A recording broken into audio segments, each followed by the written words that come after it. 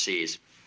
I'd like to sincerely congratulate the mayor and Councilmember Sullivan on their recent re-election to office, and to Curtis Northrup, who will join the council in January. The activity in the campaign certainly brought out the vote, which was very positive for the city. And it was great that we had over 1,300 votes. And of those 1,300 votes, that's more than were cast in the city of Duluth and the city of Lawrenceville, both of which are larger cities than ours. So I think that's a testament. Lastly, I want to address a misperception, and I want to make a confession. According to the Gwinnett Daily Post quote by Councilman Sullivan, a sitting council member spearheaded a door-to-door campaign to spread untruths. All right, I'm going to go out on a limb here and make the assumption that that was addressed at me. And if I'm wrong, hey, so be it. I have to admit that as a private citizen, I supported Mr. Passell, Mr. Sutterth, and Mr. Northrup. I had their signs in my front yard.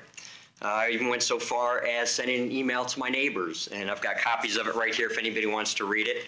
And yeah, Mr. Edwards, I was wrong. I said City Hall in the $9 to $12 million range. So if it was 6 to 9, I apologize for that. However, I didn't get involved in any spearheading of door-to-door activity.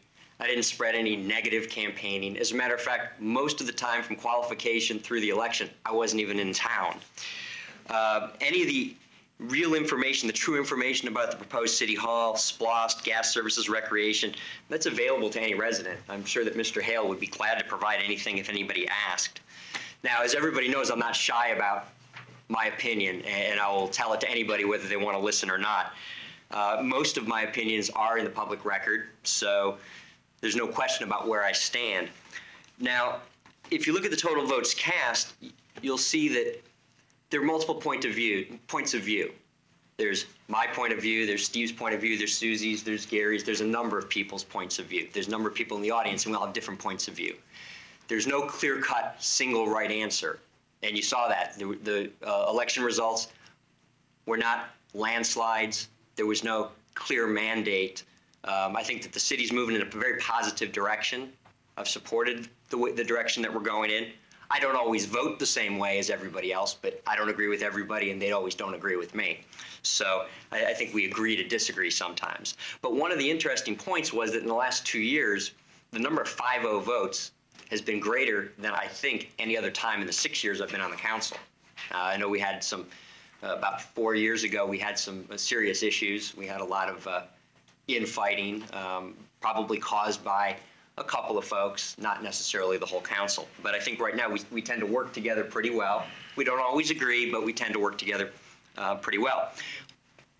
And part of my responsibility as an elected city councilman is to support all the views and to look at all sides and support the different views of people in the community and bring them to the council. And sometimes I play devil's advocate, sometimes I take it too far, sometimes I'm in full agreement.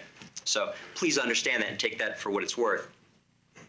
So what I want to say now is with the new slate, with the people that have been elected, with Gary as the mayor for your 3rd term, correct?